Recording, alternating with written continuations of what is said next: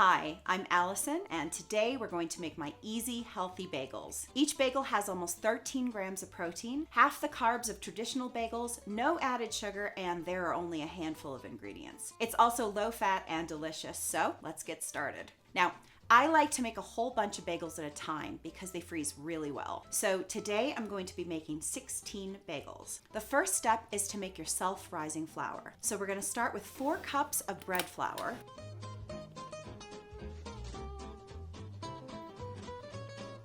2 tablespoons of baking powder, 2 teaspoons of salt, and you mix it all up, and that gives you your self-rising flour. Then you want to add 4 tablespoons of nutritional yeast to the dry mix. Now, nutritional yeast, it's not an active yeast, so it doesn't cause the bread to rise. That's what the self-rising flour is for. It is fortified nutritional yeast, which I'm using right now, and that is packed with B vitamins, trace minerals, and it's also a probiotic that can improve your gut health. And then we're going to move on to the wet ingredients. Okay, so for this next part, you can use a stand mixer, a hand mixer, or you can fold it in by hand.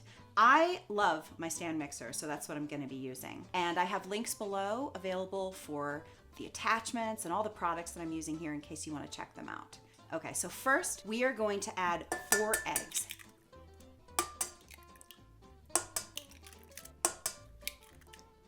Now we're going to put on our whisk attachment and we're going to whisk them. That looks pretty good. So next, we're gonna add in 1 32-ounce container of non-fat Greek yogurt, which is also a wonderful probiotic and it's filled with protein. And you can just take it directly from the container itself. You don't have to be precious about it. This is just pretty much, you can just squeeze it in. It's kind of fun, actually. And then, if there's anything else left over, you can just take a good spatula and just get the rest out. Just get it on in there.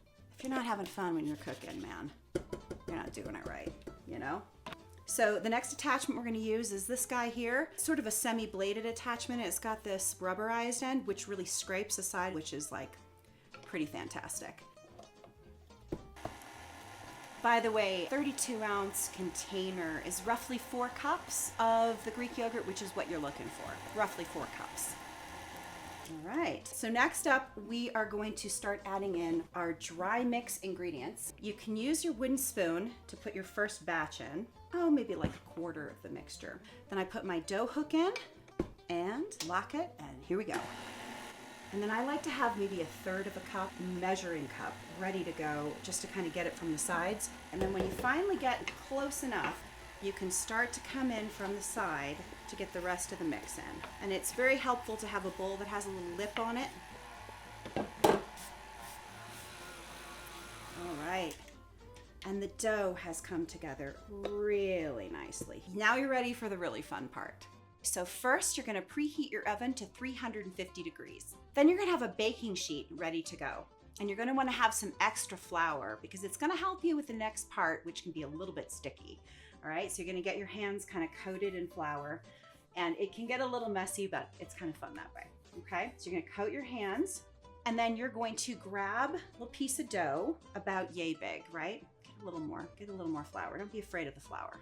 Flour's your friend here, okay? All right, and now you're gonna take that dough, you're gonna roll it out almost like a long piece of string cheese or something, right? Then you're gonna take it and you're going to actually push the 2 ends together, and then there's your bagel, right? There's your first bagel.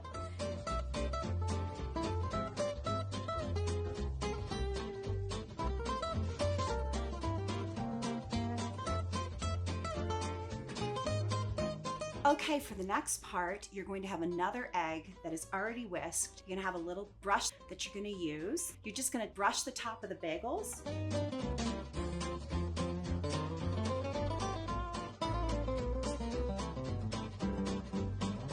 And then for the next step, you're gonna wanna put some kind of a topping on there. I love the Everything But The Bagel topping. It is just an awesome seasoning, and I love everything bagels. So this one works for me.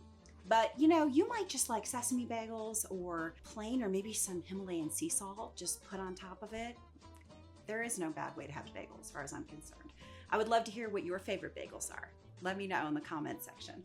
If you want to put a topping on top, take maybe like a 1/4 teaspoon, okay? And then just sprinkle it on top. Each bagel gets about a 1/4 teaspoon of the topping. Okay, so now we're ready to put them in the oven, 350 for 23 minutes. So now we're gonna check on the bagels.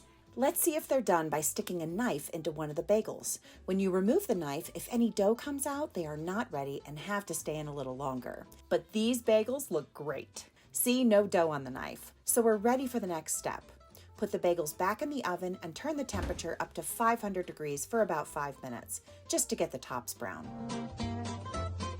Before freezing them, you should pre-slice each bagel into 2 halves. Then you can take them directly out of the freezer and pop them into your toaster or your air fryer. It's what I absolutely love to do. They will keep well in your fridge for at least a week, just like other bread, but man, are they fantastic out of the freezer. Oh my gosh, look at these. Look at how gorgeous these look. These browned so beautifully. After we let them cool for about 10 minutes, we are ready to slice them. Then we spread on some cream cheese. By the way, what's your favorite kind of cream cheese? Do you like plain or maybe strawberry? Leave it in the comments below. Then I like to grind some Himalayan sea salt on top. And now we're ready to serve and enjoy. All right, here we go. They're so good. So good. The full recipe is in the description below. For more recipes, subscribe to Simple Fantastic Kitchen.